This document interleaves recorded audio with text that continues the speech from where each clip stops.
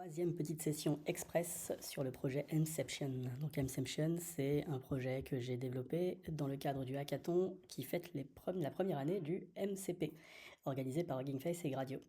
Donc Emception, c'est un serveur MCP sur lequel il y a une interface graphique Gradio qui permet de configurer tout ce qu'il faut pour que l'IA elle-même génère son serveur MCP et ses outils. Le concept est expliqué dans le README, je vous laisse regarder. À partir de cet outil, on a pu déjà générer un outil d'exploration de données qui permet de requêter sur des données en langage naturel ou de laisser l'IA requêter sur les données. Il s'appelle Dataset Explorer. On a fait une V2 entre-temps. On a laissé Claude un petit peu aller libre cours à son imagination pour imaginer des outils mieux définis. Donc on a un ID de session maintenant qui permet d'avoir plusieurs tables dans la même session DuckDB et de faire des requêtes et des jointures. Donc ça s'est fait un peu naturellement dans la discussion, je l'ai laissé aller. Et ensuite, j'ai un exemple ici de discussion où l'idée, c'est d'aller explorer un jeu de données en open data qui est assez conséquent. Il fait plus de 4 millions de lignes avec la base communale de la délinquance. Donc la discussion est assez intéressante. Je démarre toujours pareil avec quels sont tes outils de manière à s'assurer que dans le contexte et dans le contexte général de la discussion, on ait bien une mention des outils. Je lui dis regarde les outils Dataset Explorer de manière à ce qu'ils comprennent bien leur fonctionnement. Je lui donne le dataset.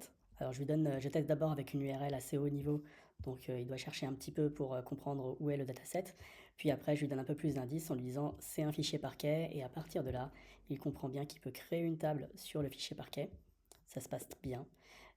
Il fait des requêtes pour décrire le jeu de données, donc il voit un petit peu, ah oui, là, il y a une limite qui a été ajoutée de manière à ce qu'il n'y ait pas trop de lignes qui sont envoyées par serveur FTP, et ça ne va pas avec le describe. Donc il refait un describe propre derrière lui-même, il va regarder les informations du schéma d'information du DuckDB, très bien. Donc il a les colonnes, etc. Puis il a la structure de la table, ce qui lui permet de faire les analyses qu'il veut.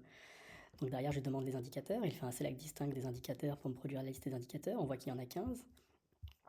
Il comprend le jeu de données, on lui demande de lister les villes où les cambriolages sont anormalement élevés, et puis là, il va aller faire des requêtes qui ont du sens.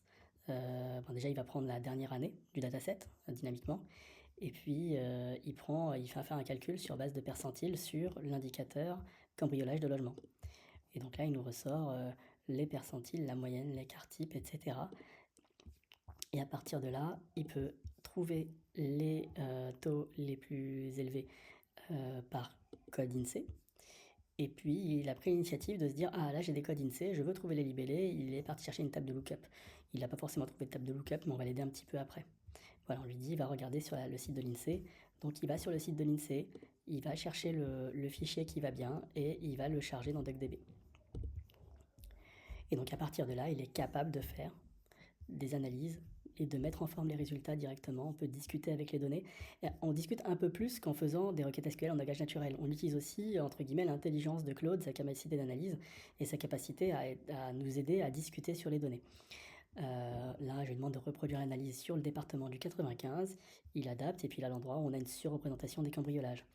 Il me met aussi un focus sur les grandes villes du département, donc sur les plus grandes villes en population, pour avoir quelques éléments d'ordre de grandeur. Derrière, je lui demande s'il peut m'en faire un IPYNB. Il me fait un IPYNB, donc un Jupyter Notebook, et il le fait dans une première version avec tout ce qu'on s'est dit au-dessus, conservé dans le notebook. On le verra après sur une version plus finale du notebook qui est très intéressante. Ensuite, je lui demande s'il peut me faire une database impactante et originale à produire sur le dataset qui combine la puissance du SQL et la capacité de faire les databases. Il me fait tout un ensemble de propositions avec les requêtes que je peux vérifier, que je peux regarder, qui sont parlantes, qui sont bien rédigées, qui sont propres, qui vraiment sont faits dans une logique très compréhensible. Et il nous propose des recommandations, trois angles d'attaque sur la data qui sont intéressants. Je lui dis fais-moi un notebook complet avec ce top 3.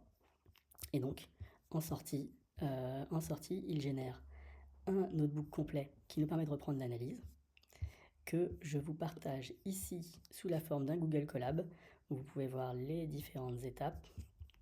Hop, je vois qu'il est froid, donc je vais le relancer pour que vous puissiez le voir à chaud, ces outils.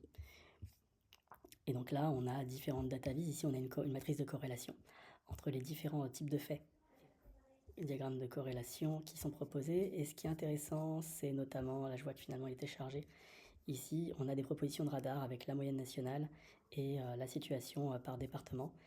Et par exemple ici un comparatif des villes où on peut voir ou des départements, on peut voir les départements qui peuvent être surreprésentés sur certains aspects. Alors la ville de Paris, c'est peut-être un peu particulier, mais voilà, par exemple, ici on peut voir qu'on a une surreprésentation des trafics de stupéfiants dans le 95, et cetera. Donc voilà, tout ça dans un notebook complètement reproductible, complètement vérifiable, complètement adaptable. Donc c'est toujours très intéressant d'utiliser des outils générés par l'intelligence artificielle avec Mception, de voir comment elle les utilise, d'essayer de capitaliser dessus, de réinjecter des évolutions dans les outils selon l'utilisation. Et donc c'est vraiment ça la cible du projet Mception, c'est de pouvoir explorer facilement, d'imaginer des cas d'usage, notamment des cas d'usage pour des acteurs qui n'ont pas la force de frappe des grands acteurs de l'IA, en ayant des outils complètement clés en main grâce à des plateformes comme Hugging Face.